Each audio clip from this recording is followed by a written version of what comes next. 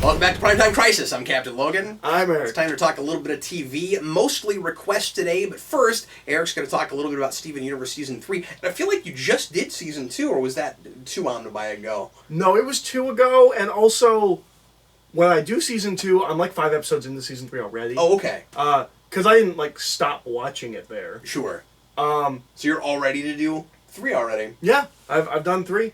4 is the last one, I think, on Hulu. And then I won't be caught up, but I'll be, like, up to where, like, as far as I can watch without duplicitous means, I imagine. Cool, yeah, and we haven't really done this with a lot of shows where we, like, keep watching something and keep checking in with it. Yeah, no, it's just, I mean, this... Because I've been sampling a lot of things, but this is just a thing that you're watching with your girlfriend, so... Yeah, we just show each other things. Her and I are currently working through Spectacular Spider-Man.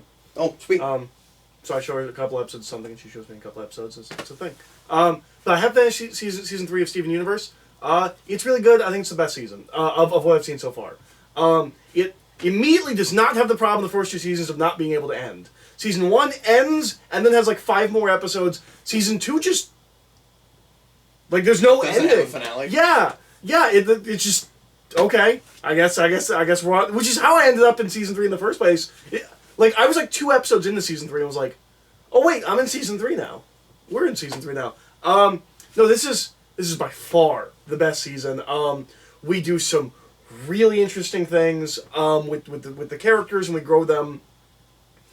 And just look at them all through different lenses. That's one of the things I think this show does really well is they have a character, and then they don't actually change the character. They go, but look at them this way. And then you're like, oh, yeah, they're not as good, or they're better than I thought they were. And things like that. It's very interesting how they're able to do that. While keeping their characters consistent in the way a cartoon does. I mean, there certainly is some growth and change, specifically in Steven, but I don't think the gems grow and change that much. I just think my perception of them does. But, no, it's really good. We bring back the big... So Sapphire is forced to fuse with the one gem at the beginning of Season 2, or at the end of Season 1, and then kind of in Season 2. They come back, and it is just a kid show about abusive relationships. Yeah. It's really impressive. Where she's just like yelling at her, where she's like, no, you don't understand, like, it's not gonna be like it was before. I've changed, you changed, and like I was like, this is just a kid show about an abusive relationship, and that's really impressive. While still being completely 100% appropriate for kids through metaphor and yeah, I was really surprised by that. Yeah, it's and all of that stuff's really good.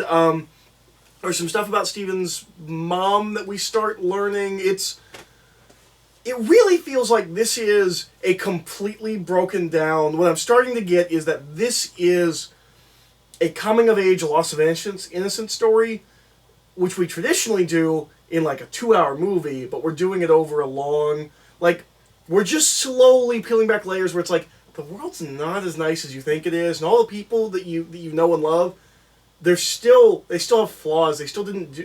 everything they do isn't exactly what you want it to be, and... there's some stuff about his mom that we're starting to learn where it's like, oh, like she just straight up murdered someone, and like he's so positive it takes forever to have that rude awakening. Like, yeah. And even then he's like not exactly sure about it. Yeah. No, the last episode of this season is wonderful because basically you have your big climax and then you have like this epilogue episode where Steven got like thrown out into space. Just in space. And there's another gem who's a ruby. And they're stuck in space. And Steven tries to help this ruby. And it just doesn't work. Like it just like immediately it's like a bottle episode, but the bottle is space. And he tries to get along with this ruby and communicate like, look, we have to work together to survive. It does seem like gems can survive in space. They don't need air or anything. Yeah. But there's for some reason he brings them into his bubble because he has the bubble shield, and he brings them into the bubble, and then he immediately just tries to kill Steven. Like there's like this real like realization that like I can't save everyone. That like some people are too far gone, and even in this case like it's like he hates that person. Like he tried to help them. and they're just misguided, and they just don't understand, like that kind of thing. But it doesn't make them not trying to kill him. I think that's fascinating. Yeah. It's really interesting. Like, at this point, it's probably as good as most people say it is. Yeah. Like, it's really good. That's why when you were resisting it, I was like, when you watch the right stuff, you're gonna throw your hands in the air. No, I do. I still have my biggest issue, which is I still don't think any of the designs are cool. Everything takes me a little bit to get used to. I never see something I'm like, that's awesome. I'm always like, okay, so that's what that looks like. I'll get used to that. That's still my biggest issue. I've adjusted to the style. I don't dislike it. I feel like I was impressed sometimes with like monsters and stuff, but there are some cool monsters. I'll give them that. And there's some really interesting stuff with the monsters that we're learning about the monsters, because the monsters are all corrupted gems. There's a character who's like... Yeah, that's right. Who, like, Steven's trying to fix.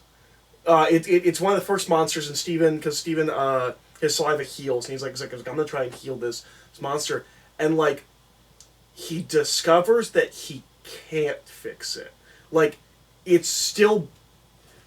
Physically healing it doesn't mentally heal it. And, like... He'll never be, or theoretically, seemingly where I am right now, he'll never be able to fix them. And he thought he could. It's a lot of like shattered disillusionments. Yeah. Like it doesn't feel like that when you're watching it. Like there's sad moments. Like it feels like a generally upbeat show. But like as I'm talking about, I'm like, I wonder how disturbing it's supposed to be because I keep waiting for him to snap or something. Mm-hmm. Yeah. You know? Yeah. Because he's that kid that like bottles everything up and doesn't really talk about his feelings. Well, he does talk about his feelings. I guess he does, but he doesn't know. He doesn't know how to deal with his feelings exactly. Yeah. There's an episode. There's an episode where he switches bodies with Lars. Do you remember Lars? He works at the ice cream shop with the girl. Yeah. So he switches bodies with him by accident, and he thinks that Lars and that Sadie should be together. And there's a whole thing because I don't think they're together. I think removing it from the children's show, I think these are two people that occasionally hang out and sleep together. That's what I think they are. I don't think they're in a relationship. I think they're work buddies, and sometimes they just sleep together, and that's all just good fun. But sometimes Sadie wishes it was a little bit more, and Lars doesn't want anyone to know that he hangs out with this girl. So Steven just wants them to be together, and he gets the opportunity to do that because he takes over Lars's body. And then doesn't get it. Like, immediately, just tries to be, really nice and, tries to fix everything. Like, he says to her, I love you, and she's like, why are you making fun of me? Like, why are you being mean to me like this? And, Steven can't comprehend, he can't just fix it. He thinks he can solve problems just with the power of will. Yeah. Yes, and that if he's just positive and not, I love that this is a show... don't you want the problem to be solved? Yeah. Why can't it just be solved? I love that this is a show about positivity that isn't afraid of, genuine, disappointment and darkness and realness. Yeah. It's not Unikitty. It's not just... And everything's gonna be good, and if we just believe everything can be good, everything will be good. It's not that. It's really good. I really like it. Season 3 is really good. It's the best season of the show. Well, of course, not to throw Lego movie under the bus because there's that other side of Unikitty that says that it's not that simple. Yes. The pretend side of Lego Kitty. Right. Lego Kitty is amazing, and I love that that's a children's film. I'm not dogging on Unikitty. It's just... I just want to throw that out there. Yeah. No, I kind of expected this to be a show that was more in line with what Unikitty wants. Interestingly, they're almost saying the same thing, actually. Yes, they are almost saying the same thing. Except not with Steven. Steven himself does not have that other side that Unikitty has. But Steven does want what Unikitty wants, which is interesting. Also, all right, I'm going to talk about this. Yeah. It's a thing. All of the gems are female. They're all referred to as she. However... I thought they were kind of gender neutral. No, they're all distinctly she. Are they? Okay. They refer to all of them as she. I haven't watched that in a long time. But when they want to put them in relationships, like Sapphire and Ruby, they have to gender code them. So we have ones that are much more masculine and much more Like, I want to say he for Ruby, because everything about Ruby's design looks like a male character. From my understanding, this is a censorship thing. This is a, if you're going to have two female characters together, one of them has to look like a man. That's unfortunate, but also, I hate that I want to call these characters he because they are she.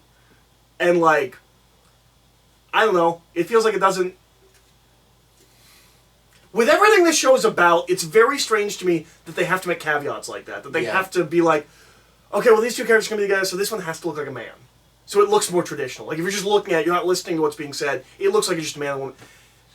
That's unfortunate. But then they couch all the,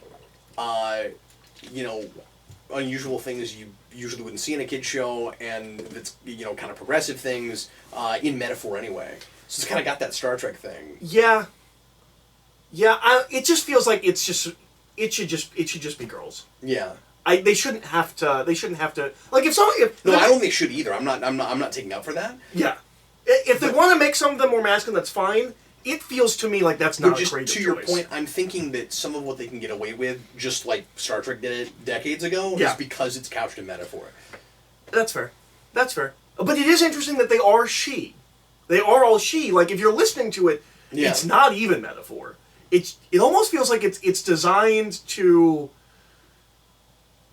Your parents won't notice. Parents won't notice. Your parents won't notice. Yeah. That's unfortunate. That's what I've been told. I could be wrong. They could intentionally make all of the mates more masculine.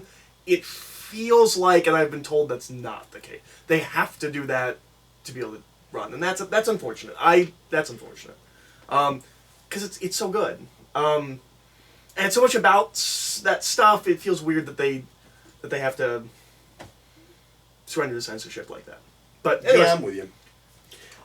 Eric, I'm going to talk a little bit about The Leftovers, which was requested by Tom, who's a first-time Is it pizza requester. or Chinese? So, it's... Do we have a food section? We should have a food section for The Leftovers. It's tacos, and they just don't reheat real well. Tacos do not reheat real well. It's the shell. It's the shell. That's the thing, is like, the meat's okay, but you gotta get your own shells. Yeah. No. The Leftovers is... Also French fries. Cannot reheat. Is a series on HBO that's, I think, at the end of, or just finished its third season. I think it's been on that long. And it is a series about the rapture. So it's like Left Behind if it wasn't necessarily made by Christians. This show is... Which is an interesting premise. No, it really is. And I've always said it would be cool to see somebody do that didn't have an angle. Mm-hmm. And... just as like a science fiction concept, right? Is like half of everyone's more of a fantasy concept, but where you're like, let's literise this mythology, regardless of people who think that it is already literal, and just say, whatever. It's sort of like Spawn, right? Where it's like, whatever you believe, we're not throwing anybody under the bus. We're not saying, how dare you think this is a real thing? But we're gonna take this as a fantastic premise, and we're gonna run with it as a fiction. Is it just a conceit to get everyone disappeared, or do we keep using Christian mythology stuff? I don't know. Okay, because I'm only 3 episodes in. Because that was my impression, was that like we use the rapture to get rid of half the people, so we can live in a world with half the people missing. Yeah. So I get the sense that it probably does more supernatural weird stuff. Interesting. But I'm not sure. Okay. And I'm sure anybody that watches the show knows already, but I'm only 3 episodes in. I will probably give it more of a chance and keep going with it for a little bit. I'm frustrated by a few things, and I'm not sucked in the way I want to be with just the first 2 episodes, and I'm more intrigued by the third. So, interestingly, Tom only asked me to watch the 3rd episode. He tried to give me a synopsis of the first 2 and set me up so I knew what I was getting myself into, because he really just wanted me to talk about that episode. Only 3 in, I was like, I'm going to watch the pilot. I'll see what this is like, and get a sense of the world. And I went ahead and did that, and that was probably a smart thing to do.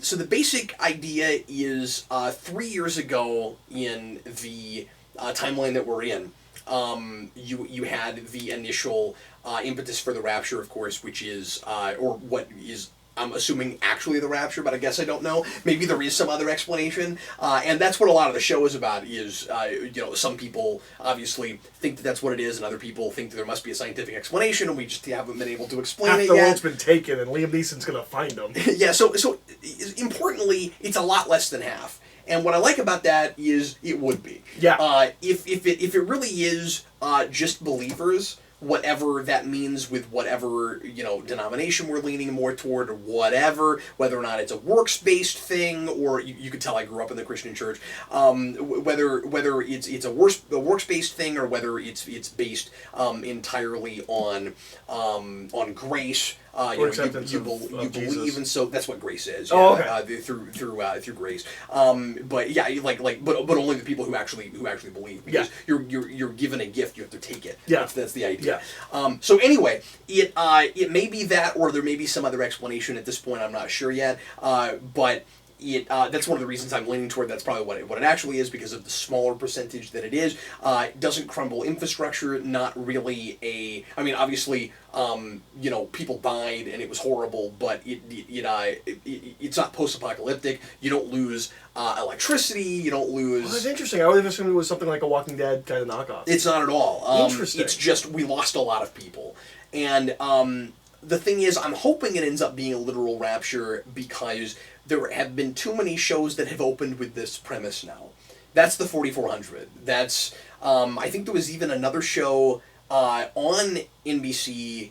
This isn't NBC, this is HBO. But after Lost, that had a similar thing where it was like, a certain number of people disappeared and now they're back, or maybe they're still disappeared. I can't remember what that was. That sounds familiar. Yeah, I forget what it is. Yeah. But there have been a few shows that have done this concept, and it does seem very much to be about the religious angle. It's just not a religious show. It's not preaching anything. Lindelof isn't, like a Baptist minister who's trying to get you to believe the rapture is going to happen. It's just a fictitious. Oh, and this is the Lindelof. This is the Lindelof show. Yeah, and that's one of the reasons I imagine. Well, maybe I don't know what Tom knows about me, but maybe that's part of why Tom wanted me to watch the third episode, because it's just a Lost episode. It's very much a Lost episode, except without the flashbacks, which is kind of interesting. He gets an entire hour's worth of television done with one story, and it doesn't feel padded out. It's amazing. So. Not even the flash sideways or forward. We don't go in. There's a trippy dream sequence. There is a trippy dream sequence, and the trippy dream sequence, I don't know if it's just a weird dream sequence or if it actually is prophetic and is supposed to tell us something. I have a lot of questions. I have a lot more questions than I have answers. So that sounds just like Lost. Yeah, exactly. And so it's one of those things where I don't know how good the show is until I learn more things.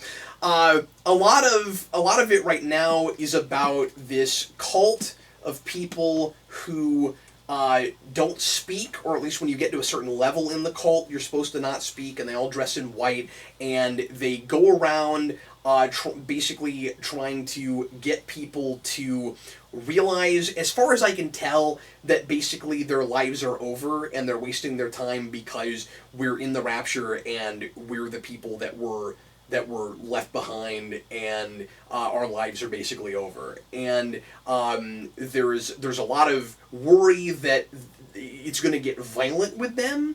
And they have so far been peaceful protesters, but they just freak people out because they walk around with signs and they don't say anything. And there's this festival in the first episode, where, or maybe it's the second, I forget. The first two kind of play like a 2-hour pilot. And there's this festival that's supposed to recognize everybody who disappeared, who we're pretending like we're all kind of good, sainted people, and nobody says anything bad about any of them, because it was horrible what happened to them. And we play around a lot with how it affects different people. Like some people lost their whole families, some people lost one person, and so there's this one girl who everybody's like walks around on eggshells with, because she lost her whole family and she was the only person who was left behind, and what might that say about her and that kind of thing. And we dance around a lot around the question of whether or not they were people who believed in God or not, which is more of what the third episode is about, and I'll get to that in a second because that's the one he really wanted me to talk about.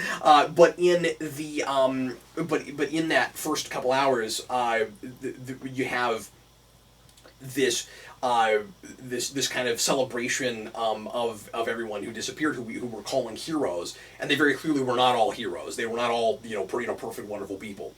And this cult shows up, and they're called the Guilty Reverend, and they all and a bunch of them show up with signs that that when they hold them up, it spells out something along the lines of stop wasting your breath is what it is. And for some reason, and I feel like I just don't have enough context, because it's like, you see the initial disappearance, and then it's 3 years later, and then we're in the status quo where there's this policeman who's one of our main characters, who's like real gruff and upset, and he's like, if memory serves, he's the guy whose wife is lost to the cult, so she's like in the cult now, and he is begging the lady that runs the police department not to have this festival because he thinks it's going to get violent, and she's like no, they've been peaceful so far, we're not worried about it, and of course it gets violent. But my thing is, they hold up these signs, and then that's enough to get a bunch of the regular people there just really riled up and angry, and they start throwing things and attacking them. And I questioned that. I was not real sure why it escalated as far as it did, as quickly as it did. Because I feel like I just wasn't in that status quo long enough to really appreciate the escalation, such as it was.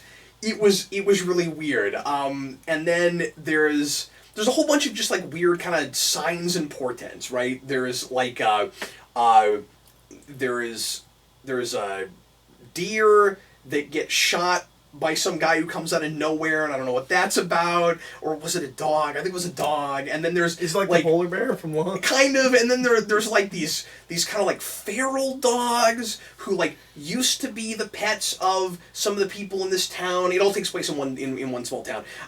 Interesting. They're all supposed. It was a global story. Well, yeah, and I mean it is a global phenomenon, but we're focusing on just this town. Oh, that's nice. And there's these dogs that used to be the pets of some of the people here, but something about the disappearance made them turn almost rabid. Like they're just weird. Like they're not our dogs anymore. The show, like if NBC was like, all right, Damon Lindelof, you finished Lost, do whatever you want. This sounds like this would be the show. Yeah, show. Sure.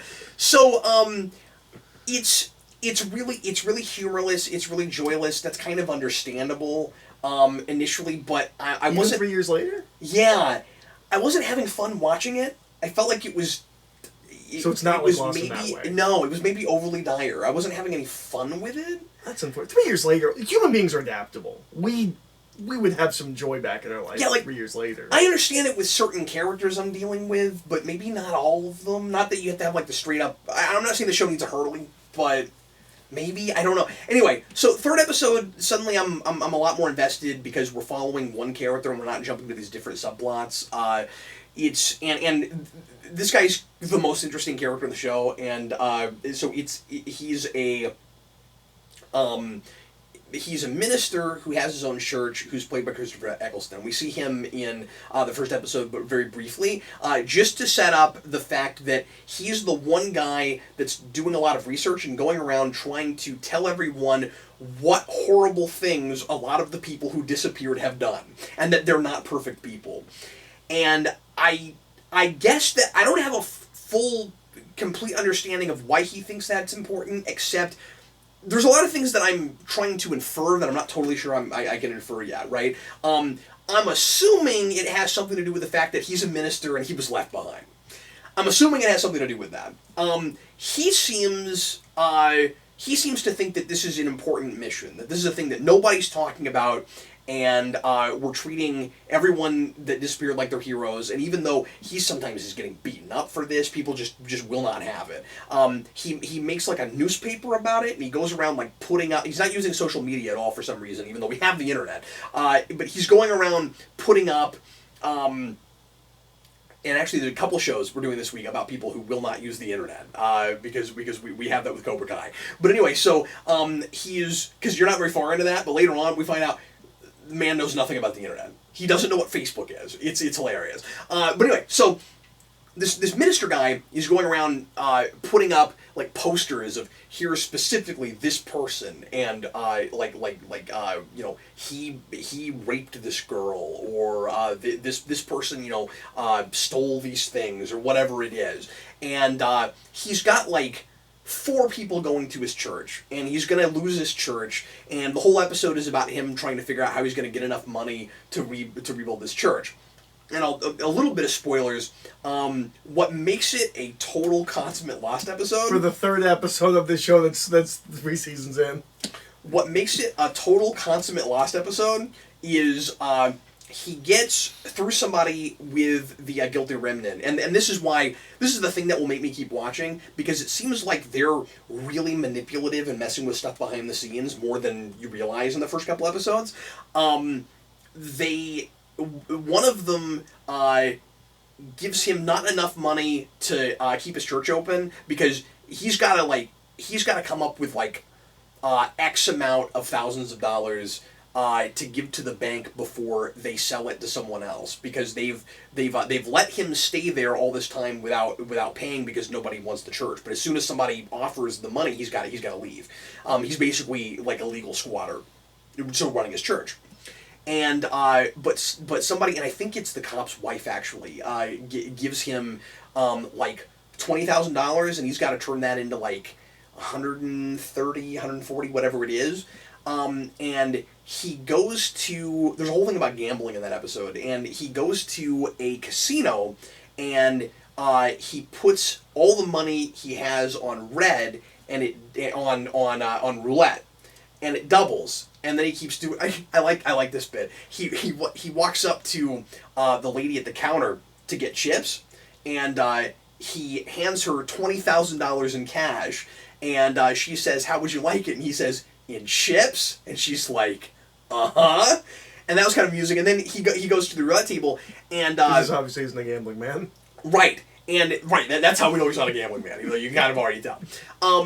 But what makes it very much a lost episode is that if the writing says that fate is on his side, fate is on his side. And so he keeps landing on red, and we treat it like an almost like mystical spiritual experience. And he gets all the money he needs. Miraculously, it never lands on black. And just the way it's shot and the musical cue, it's a lost scene, like through and through. I've seen that scene 1,000 times in that show. And then he's able to buy his church, but then it turns out, I guess I'll just totally spoil this episode, because this might be the thing that would make a person watch it. Then you get to the end, and he has this, almost as if somehow they would know this would happen. I'm confused about it.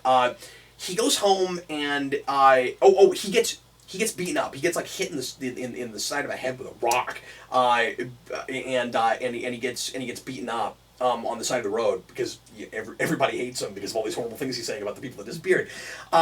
And he has this crazy trippy dream sequence that I'm not even going to go into because I don't know what it means yet. I need to look at it again. And then when he wakes up, he goes to the bank and he thinks he can get his church back, but it turns out they've sold it to someone else. And he's like, "But I'm here on time." And it turns out he's been unconscious for like 3 days and he didn't know it. And then it turns out that it's the cult that bought the church. And so the big question is, like, why did they know that? Why did they do that? And, like, how much do they know? And what were they manipulating behind the scenes? And it's interesting, and I don't know how to read any of it yet, because I'm just 3 episodes into the show that's unfolding. And it's very Losty again, and I like that about it because I missed that.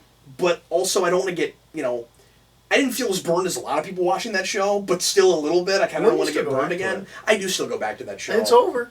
Yeah. I think. I'm pretty sure it's over. What, Leftovers? Yeah. I'm pretty sure it's done. Oh wow, really? Okay, because I knew it had 3 seasons, but I didn't know if it was done.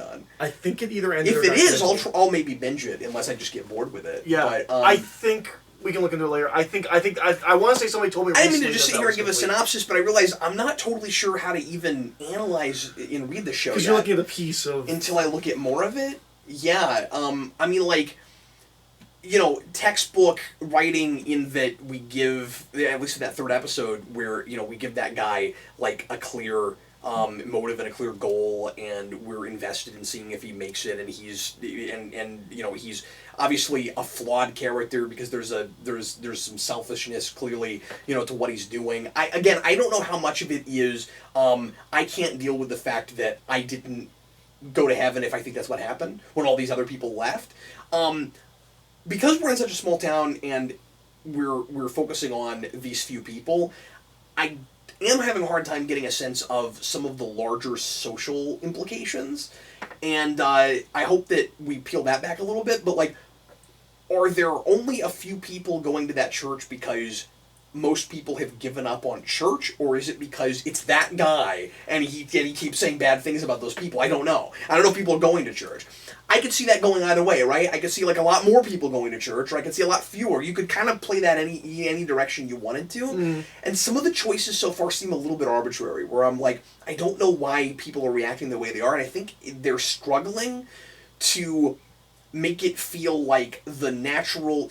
They're playing it like, this is, of course, the natural, clear way that people that went through this would react, but it feels a little bit arbitrary, where, like with that riot, I'm not sure that is how that would go down. And it doesn't feel like a possible way. It feels like they're saying this is how it would go down.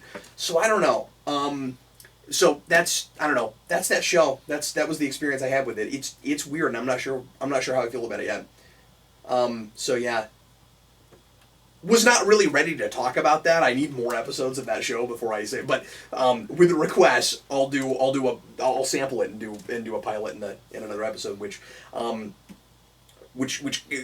of shows you how well, at least with me, that show is doing at making me want to keep watching. Because a part of me is like, I don't know if I want to, if I've got enough to be invested yet. But then Eccleston was really interesting.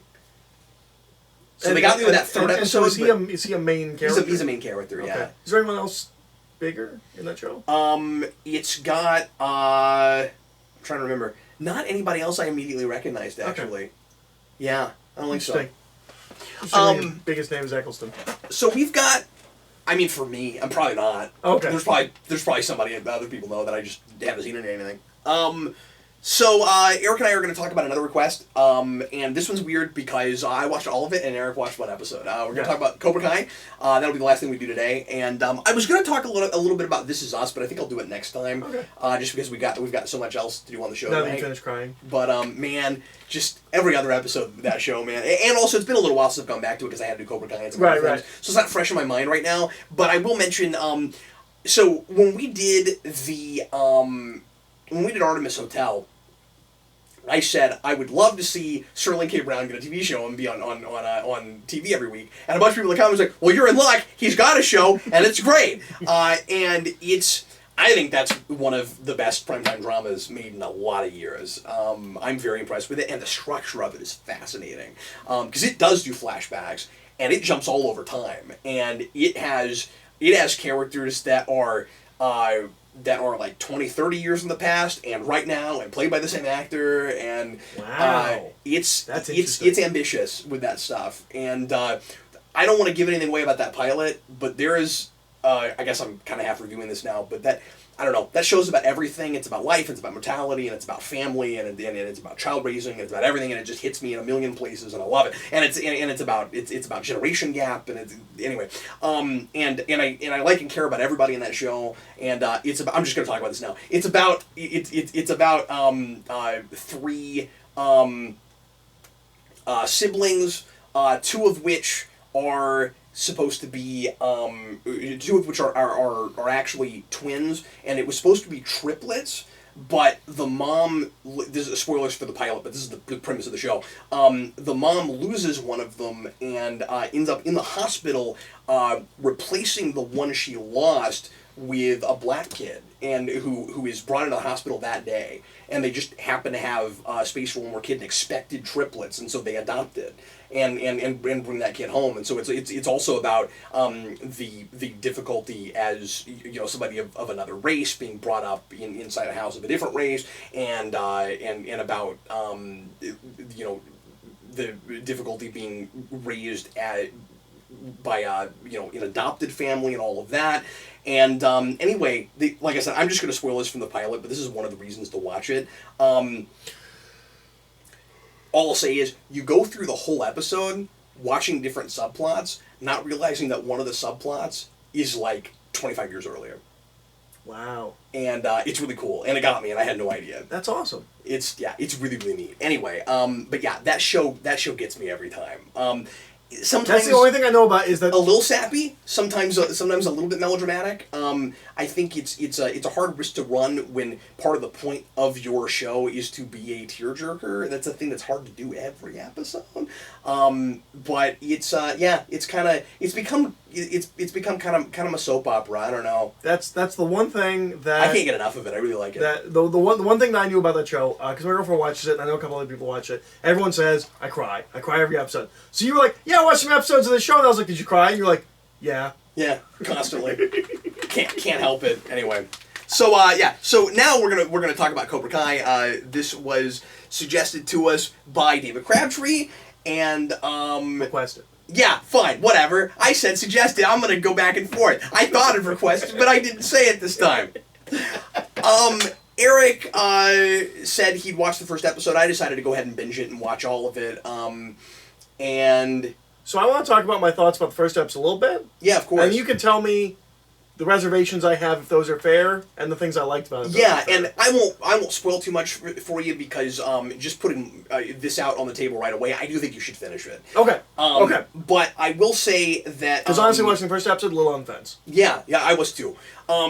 We should mention what it is. Cobra Kai is a decades later sequel to The Karate Kid, and is about the kid who is defeated by Danny LaRusso.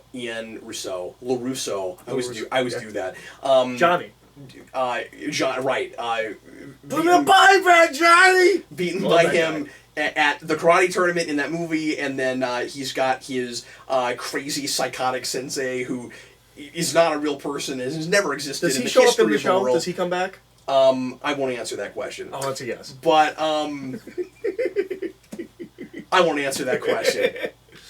But I've seen that guy in something else. He's like a crazy military guy. He's great. He's a Rambo too. He's in the second Rambo. Really? Yeah, he's in the second Rambo. I'm almost positive.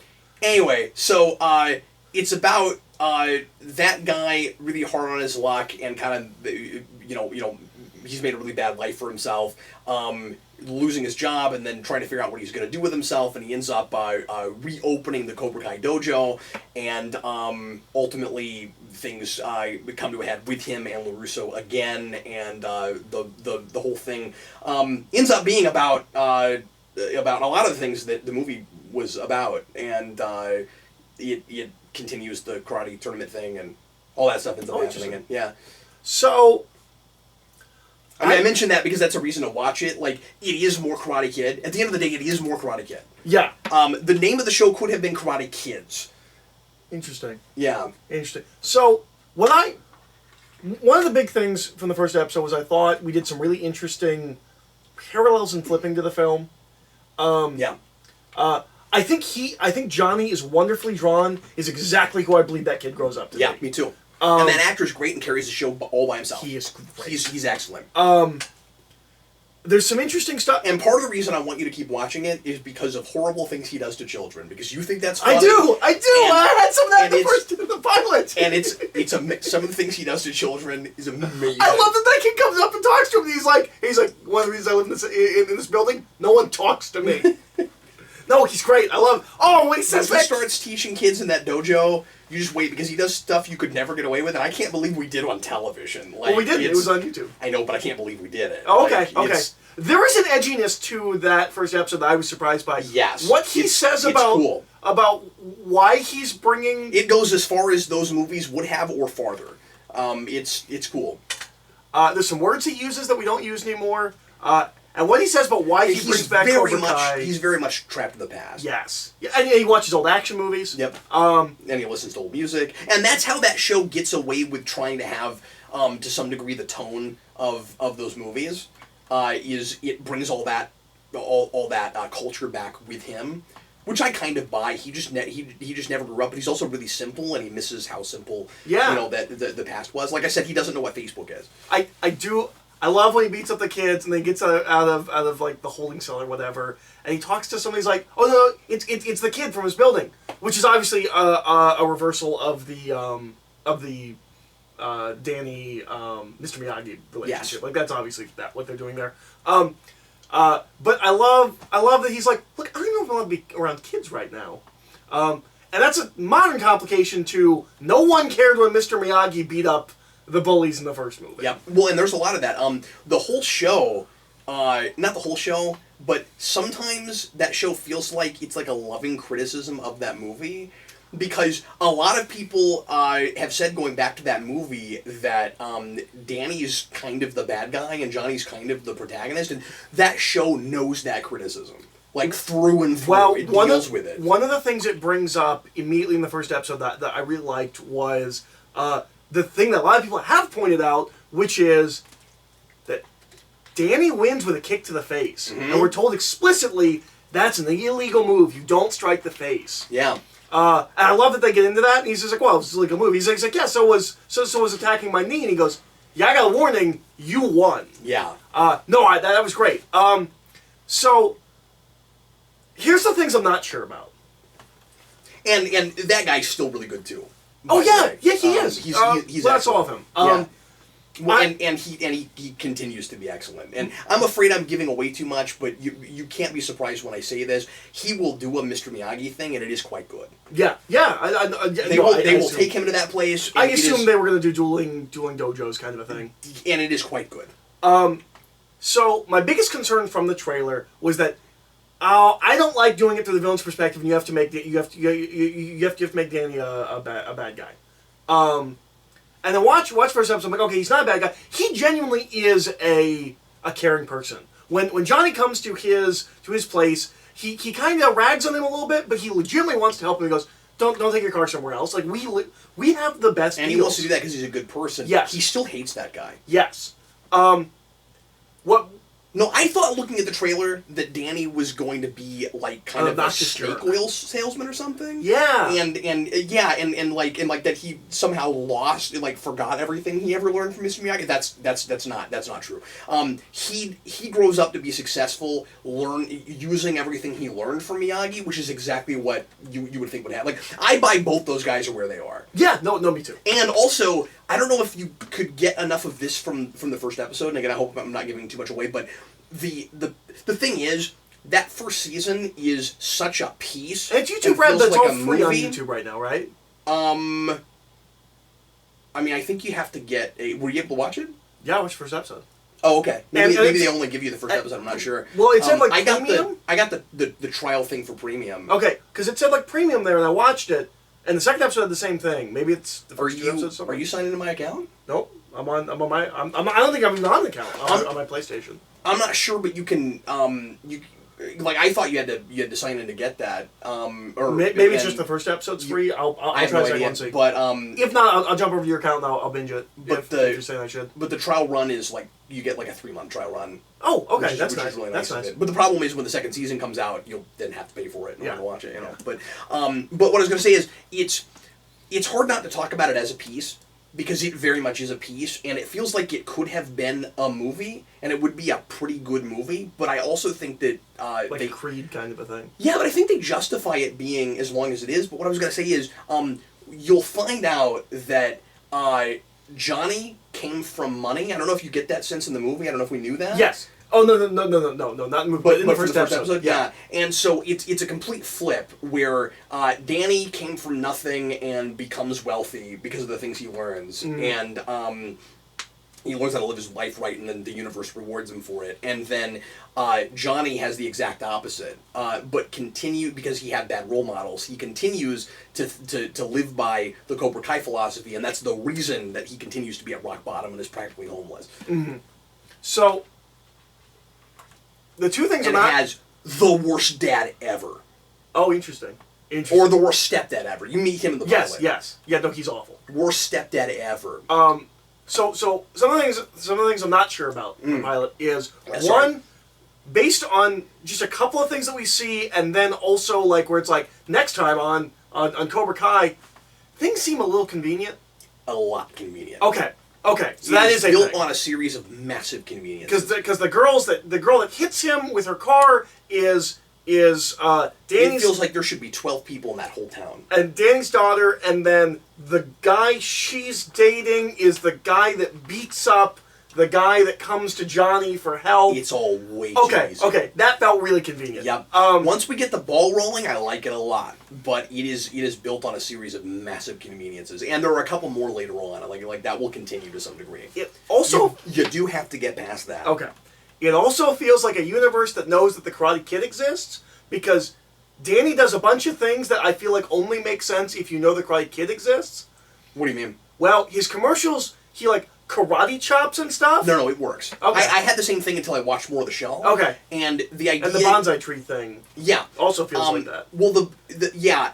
And the bonsai tree thing, people probably don't actually know about, but he like explains it to everyone when they come in. Okay. But the thing with the karate is everybody knows that town used to be all about karate, and it's not anymore. Okay. And people know that about him, that he won that championship. Okay. So that works, and there's even some talk about whether or not what he's doing is like gimmicky and exploitative. And he has a speech about it where he has like a really a decent justification for why but he's also really kind of like self-aware and like self-critical, where at one point he kind of breaks down and is like, should I keep doing that? Is it dumb? Is it gimmicky? Like it feels tacky, but yeah, if the show knows that. Yeah, and he knows it, and it's really cool. Like, he seems like really sappy and fluffy, but he knows that about himself. And he's kind of like that in the original movie too. Yeah. Well, surprisingly smart about that stuff. So, two criticisms I have of the pilot Sure. is, one is, we have a scene that I think they think is very 80s throwbacky, and it is to some degree. I don't know, it seems dumb, where he's driving around and we just play the whole movie in like flashback clips, and that he is reacting to as he drives. It was Rocky IV all over again. Yeah, right? But even more like there's a point where they show him. Is that Rocky IV? Yeah, that's Rocky IV. Yeah. Rocky IV, which is a series of montages strung together by a slight plot. Like when Danny kicks his face in He the reacts. memory, he reacts like like he's never thought about, like he hasn't thought about this since then. Like or like it's all coming to him now because he's in like such a bad broken place.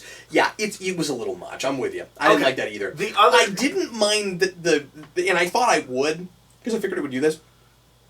It didn't bother me that it opens with as much footage from the movie as it does. It bothers me that it does both. I feel like I would have been more forgiving. I'm with you. That montage doesn't work. But if you forget the montage, the opening is fine. Well, no. What I mean is, I think I'm more annoyed by the montage because of the opening. Yeah, I think if the opening wasn't there, I maybe would have gone with the montage a little bit more. Ooh, I wouldn't have, because the reaction is still stupid. It is. That stuff is But dumb. I think I was more aware of it because I'm like, I only saw like the last 5 minutes That's the thing of is, this movie. the places where it turns into just a straight up 80s thing don't totally work because of what I'm gonna lob at it as my biggest criticism, which is it is compensating a little bit. I don't know if compensating is the right word. It feels the need to be too much of a modern adult drama. There is no reason that material needs to go as vulgar as it goes. Okay. It just doesn't. And I don't know how much of that you got from the pilot, but like, it's not a thing I can show my kids, and there's no good reason for it.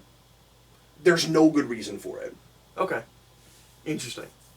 And like I get it being a thing that like It's for the people that grew up. It's for the with people it. that grew up with it. Like I know it needs to know who his audience is, and it does. But some of the crassness and vulgarity is dialed up farther than it needs to be. Like it's trying to justify its existence. Okay. Like we're a modern show, and that's what those do. I don't know that it needs to go that far. Okay.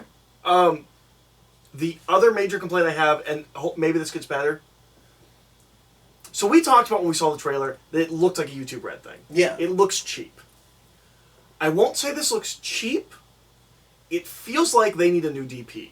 Because we just put a camera there and it feels like a web series. I'm with you. There's a little bit of that. The camera never moves. I think it gets better.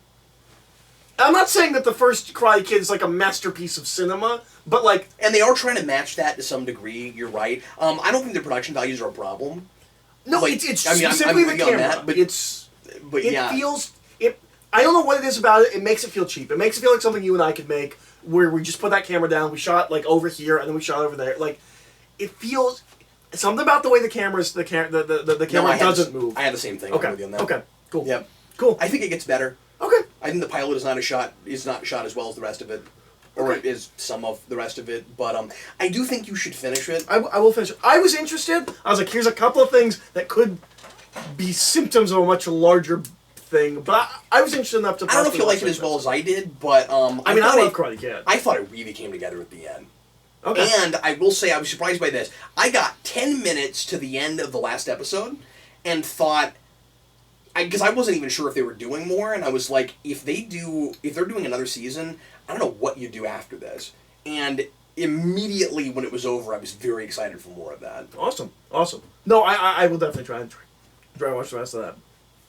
I kind of wish... Will you get a YouTube Red subscription for one season? I'll come in and out. Yeah. I'll come in and out of it. Yeah. I was... well, next time I'll get a 3-month subscription, and then... Sure, and we can at least do 2 seasons. If he gets 5, we're screwed, though, man. We're going to have to find... We won't watch more of that until somebody requests it. No, I'm kidding, because I like it a lot. But, yeah, I was really surprised by it. It's better than I thought it was going to be. I don't know if it's as good as I hoped it was, based on the first episode, but it was better than I thought it would be. And there's some stuff, throwbacky to that first movie that's maybe a little much. There's one thing in particular where the Emerald was like, I wouldn't have done that, you guys. That was a little much. Wait till you get to it, because it is eye rolling. But does Danny do the? Yeah, that's actually exactly what I'm talking about. I'll tell you when we turn the camera off what he does with it. It's not good. Okay. But, yeah, I don't. Was he a blind kid? No, it's not great. Anyway, well, folks, thanks a lot for watching. That's going to be it for Primetime Crisis today. We're going to move on next to He Maybe Watch, so look forward to that. Eric and I are going to talk a little bit about the 1996 film Phenomenon with help me out, because I'm switching gears. John Travolta, yeah. That's what I made Eric watch, and we're going to talk about that next. So look forward to that, and keep watching the playlist if you're watching in the playlist, and you will get that video after a quick break. Thanks for watching. I am Captain Logan. And I'm Eric.